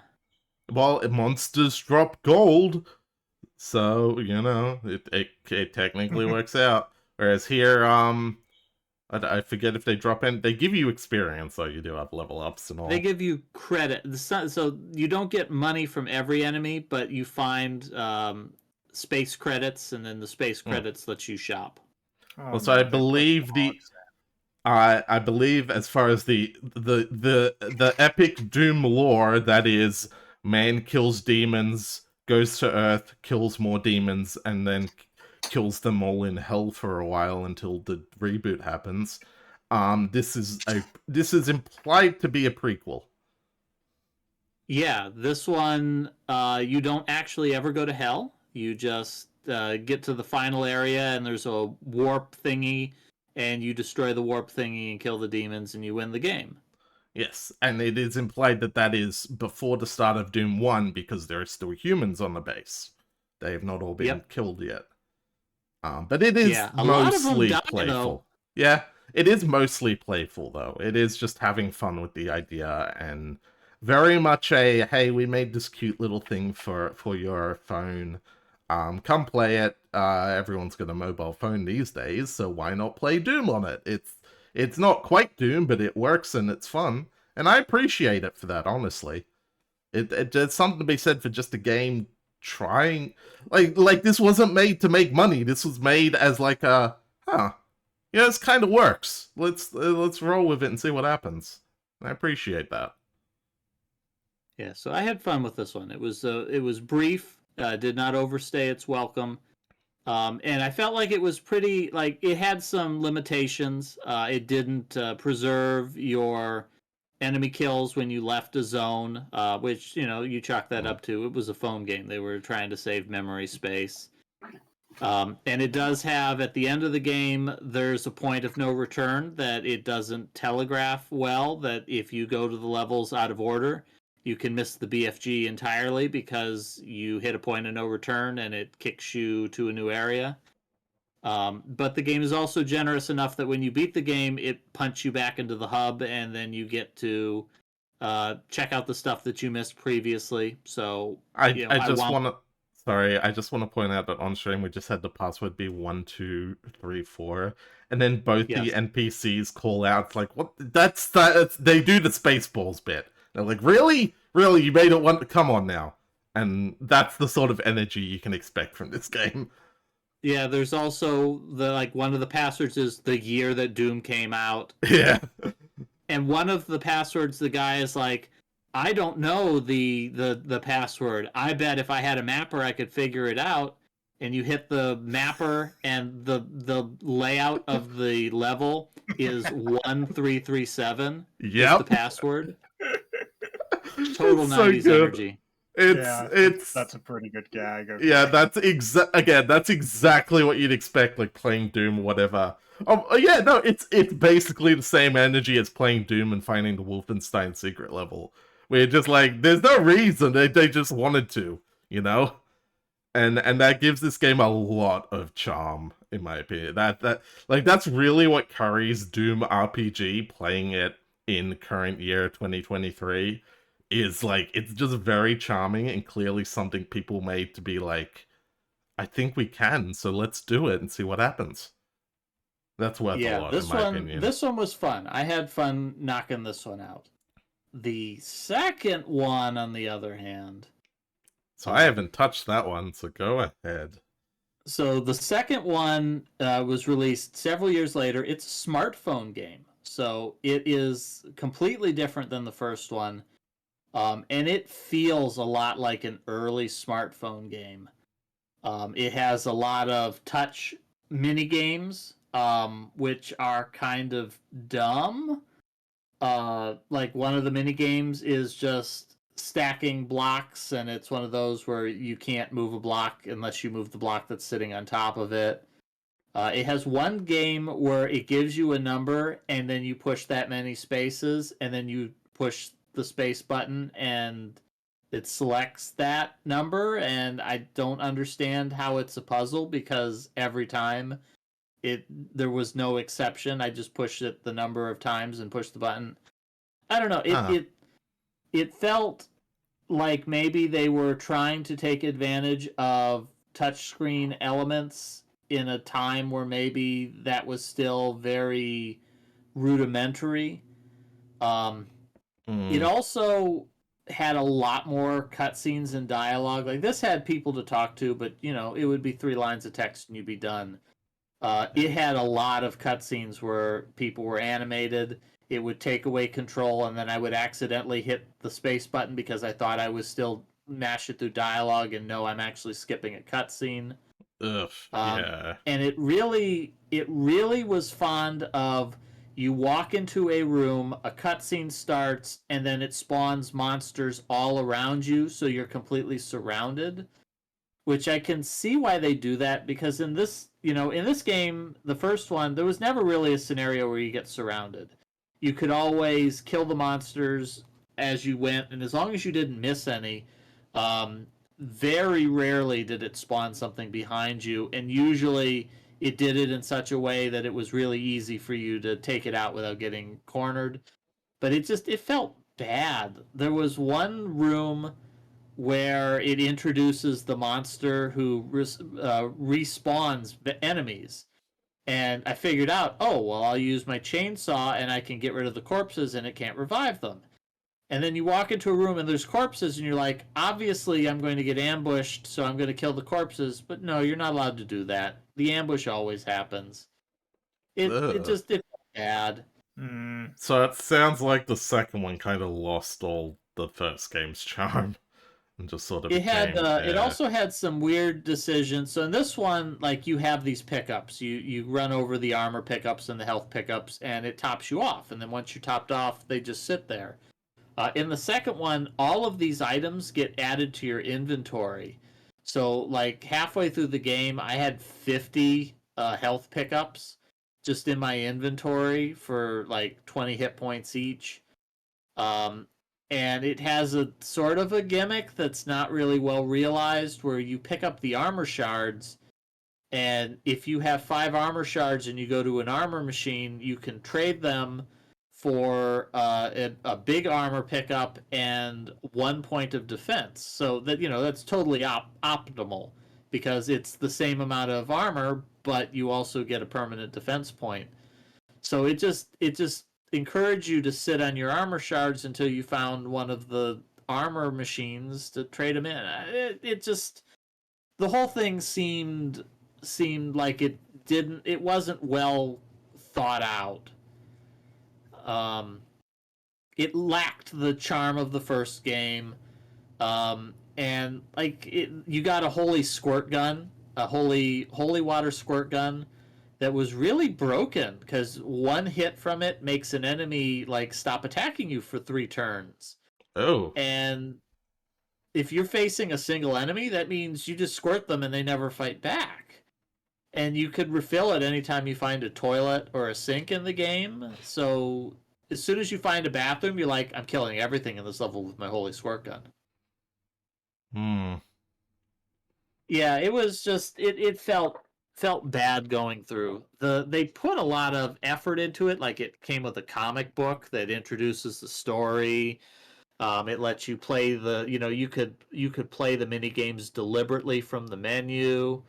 But the game, it was pretty. They did a good job with the upscaled graphics, but it's just it felt like really early smartphone, and not in a good way, not in a clever way. Alright. Oh, that's a shame. Because, the first game it's just lovely. It's a lovely little snack of a game. And it's good fun even if you don't finish it. It's just like, that's cute what they put together. They have a bunch of dumb jokes that you can tell just it's not like dumb in that like they're just going for a cheap laugh. It's like you can tell they're just having fun. Like everything just has this air of why not? Let's do it. And it's a shame they got lost at some point in the sequel, so yeah. That is too bad. Again, I'll put the call out. Anyone wants to chat, jump into the waiting room or drag in. As we continue on, because the first game. The other thing too is the first game has it has all the Doom sound effects, and like the animations and everything. It still feels meaty. Like you shoot the shotgun, and it kind of feels like you're playing Doom shooting a shotgun, even though it's an RPG and turn-based. It's just like no. It's still got that glorious shotgun sound. You still see them react and get turned to mulch.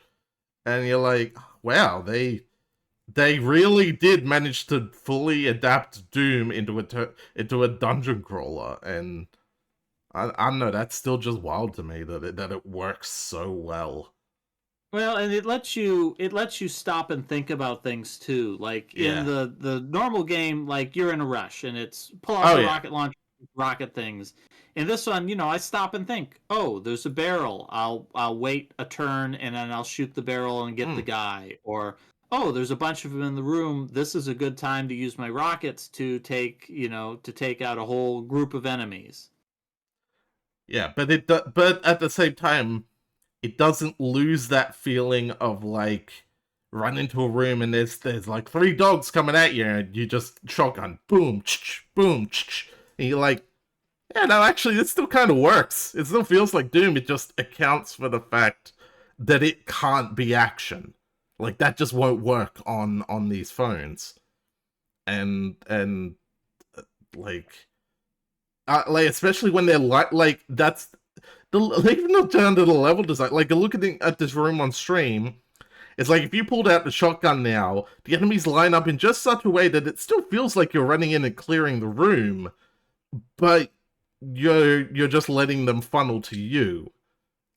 I don't know. I don't know why it works so well, but it does. And the skulls moving like 5 squares and attacking 3 times gets with the thing of them rushing you down in Doom. No, it's just it's a really clever little game. And I was suspicious when it got into the book club. It's like, really? Really? We're gonna do Doom RPG? Alright. But no, this is a wonderful little experience to sort of try out and explore. Yeah, this is a fun one. This is if you like Doom, it's a quick playthrough. It's not that long. It feels different because you've got all of the dialogue and some of the weird level. Like one of the levels is just 6 rooms and each room has a computer and you hit a computer and it unlocks one of the doors. Oh yeah, that one. And then you just have to keep guessing doors until you find the right one. But that's also like that would be in Doom. Like you just replace the computers with switches and that would be a Doom area, Yeah, it could be. Yeah. Yeah, like especially since it spawns monsters every time you go back in the middle. That's exactly what Doom would do. Like to a T, you could you run in, get the switch, run out. Now there's imps. You run in, get the switch, run out. Now there's pinkies, I think it is. Yeah, actually this is the area right here where each of these doors on the wall. And you can actually tell because it changes from red to green with the lights. So you do know what door you're looking for. You don't have to try them one by one.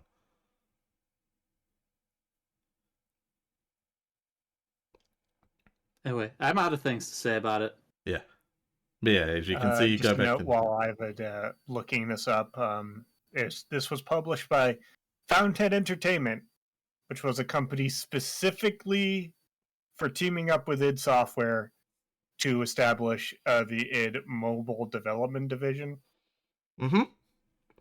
And their other games are Game Over in Machinimation, Orcs and Elves, and Wolfenstein RPG. And Orcs and Elves was made with the same engine. Yeah. really? It's a fantasy themed one. It also came out on phones. And then it got ported to the Nintendo DS, and I want to say it got like a sequel. Yeah, I do. Wow. I gotta look this up. I do. That name sounds familiar. Also, yeah, the game. As I said, like you are right. This was established to work with id, because like that's what I'm saying. John Carmack literally, like everything I was reading, he put this together to like test out making a mobile game, and then when it worked so well, they made it a full release that people could actually buy and play. So yeah, no, like that's I'm not kidding when I say this was John Carmack messing around and then make something that Right. worked really well. No, I was just wondering if it was like that they were contracting out another company after discovering that it worked, or but it kind of seems like that this is specifically, hey, this works kind of good. We should we should develop a company and spin this off. Yeah, and then it end up like when you think about mobile games from that era, yeah, this really is like high tier quality from that point in time. Like it's good shit. I mean, it sounds like it kind of works even today.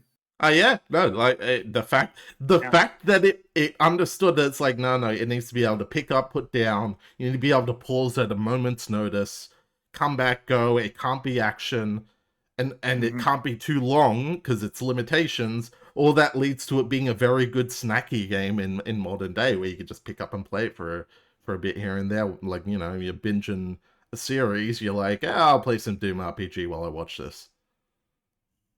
Because it doesn't. And now we have Doom on a pregnancy test. Doom on everything. This is the way. Alright, well, it doesn't look like we have people in the waiting room, so unless you two have any final thoughts, that may be it. I think that's I don't have any other thoughts on this. Yeah, I think that's a good place to call it then. Yeah, that would be all the games we missed. We're back up. The book club stream's back up and running. We're all together. And, hey, TPC, have you got the results of that poll? Because the month has ticked over. And boy, does this feel like a good time to reveal it.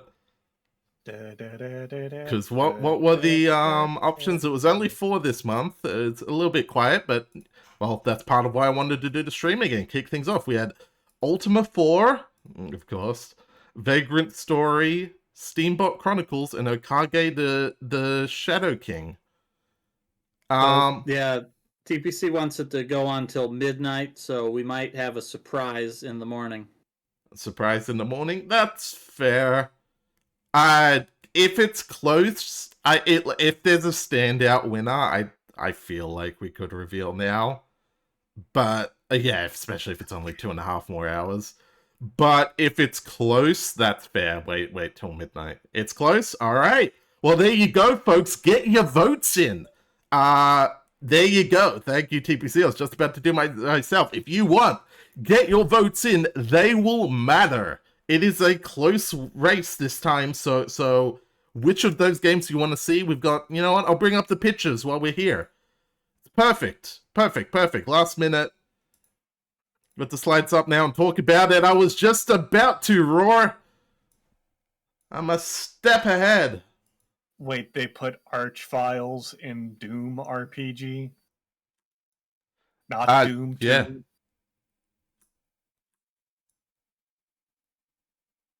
The whole universe is coming apart. Alright. Mystery RPG Book Club, the September submissions.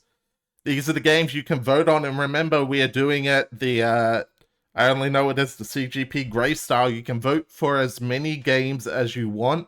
The idea is that it is the game that the most people want to play. So, if you like multiple of these, you can tick them both off, and then shouldn't these be the October subs?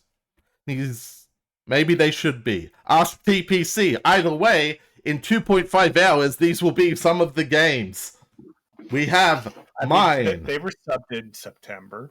Yeah. It counts. Ultima 4 Quest of the Avatar. I'll be honest with you, this should have been like game 2 after Dragon Quest 3. It's basically why those games exist. I mean, look, I like Doom RPG as much as the next Space Marine, but it's more of a fun novelty and interesting piece of mobile gaming history as opposed to like an influential entry in the entire... My point is that Richard Garriott is the fun kind of eccentric, so let's go play his funny video game with no antagonist. And that's Should I about be all here you... for this? Should I? But, I mean, you're free to stick around. There is no reason you can't. It doesn't Okay. really matter. I'm gonna shrink you though, because now you're a big avatar. There you go. Okay. Now you're small. Thank you. Which, yeah, if people aren't actually aware, Ultima 4 is the game where there is no antagonist. Your goal is to embody the avatar and essentially become Jesus. And that means being a good person and solving some dungeons. There is no villain, nor any central conflict besides you trying to be the avatar. Vagrant Story! By those who've played it, it's considered to be one of the best games of the Square PS1 era. I'm not one of those people because I never played it, but it looks cool. Action combat, weird combo system, weapon and armor crafting, graphics that evoke Final Fantasy Tactics in such a way that a lot of people think it's related to the game, despite it very definitely not being in the same world. Sounds good to me. Yeah, Vagrant Story, very much... That last part is false. I think this does take place in definitively Evil East. Oh my god. Well, there you go. It was wrong, apparently. But, yeah, Vagrant Story, a game I have heard much of by name, but never played myself, so... We also have Steambot Chronicles. I don't fully grasp what this game is, but apparently it's an open-ended steampunk mech game with tons of customizations, side quests plus minigames, including rhythm performances, and a lot of walking. There you go, it's relevant, because Armored Core came out, right? The mecha. Definitely. I've heard a lot about this game. Very excited to try it if it wins. I have never heard of this game before. I'll probably give it a shot, though. I like me some robots. You know, if it weren't obvious. And the multi attempts of getting it in. Okage the Shadow King. Ari, a nobody teen, is forced to make a deal with the devil to take his sister's place as his servant. Now made to defeat the other competing great evil kings across the world, he faithfully serves his new master, the true great evil king, Stanley Hi-Hat Trinidad the 14th. Surely you're not forgetting that October is Halloween time, right? Just look at the style of this game and tell me it doesn't have class. Yeah, I can't argue with that. It is very stylistic, very lovely on that front. Thank you, TPC, for continuing the fight where I fell off. Okage forever. But hey, that's the point of this string coming back and why I was wanting to push it. This is back. This is every month or 2 months because depending on the length of the game, we will have it either up for 1 or 2 months so that people have plenty of time to finish it. And yeah, I'm gonna make it a point to keep doing these streams. These are gonna keep happening, and TPC in future, I will try and work it with you so we can do the vote reveals with the streams themselves, so we can work all that out. But for now, thank you all so much for coming back to this. It's so good to be kicking off the book club streams again. And I look forward to all of you. If you're not in there already, I highly recommend joining the mystery Discord. Okay, I'm just gonna remove that one. The mystery Discord, where we keep track of the games we are playing. And you know, if you actually want to play through and give the ones that have already been on the book club, the thread still exists. They are still open. You can sort of play catch up if you'd like, or just join in on whatever wins this month. And then hey, you can join in, be a caller at the end of the end of the month's or 2 month stream, like we are right here. Otherwise, I will recommend you all follow me on at least on Twitch, because that is where these streams are going to keep happening. Or the VODs on YouTube, or the A on Discord and my Discord, because I'm going to shout those out anyway. Like so. Oh right, Rainmaker's broken. I forgot about that part. Hooray! Oh, there we go. There it is. Hooray! Anyways. So, thank you all so much, and we are going to raid Blue, because I promised him a raid when all this was done. Is Blue live? I don't think Blue is live. Dagda, where's Blue? Where is the Blue? I was going to send him a fun raid. Blue's delayed cause overslept? Oh shoot. Well that don't work, does it? He's thinking of cancelling? That is fair. Oop, shush. Shush, Echo. Let me see. Who are we raiding then? Who are we sending a raid at? Liz Star's on? Liz Star? I don't think I follow them. I thought she was mystery. Is Liz Star mystery? Adjacent. Is Liz Star mystery adjacent? Do we raid Liz? All I need is like one other person to confirm yes, and we're sending a raid that way. Otherwise, I'll probably raid Chubbs. I mean, to be fair, you are driving this. I mean, yeah, but like, y'all a mystery, so it's only fair, you know? I guess I'll look on the mystery.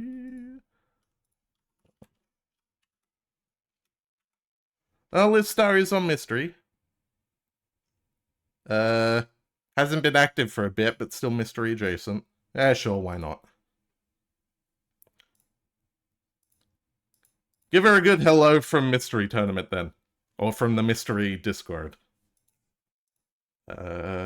Slash raid Liz Star. That'll do. Alright. Thank you all so much for tuning in. And until next time, y'all take care. Have a good night, everybody.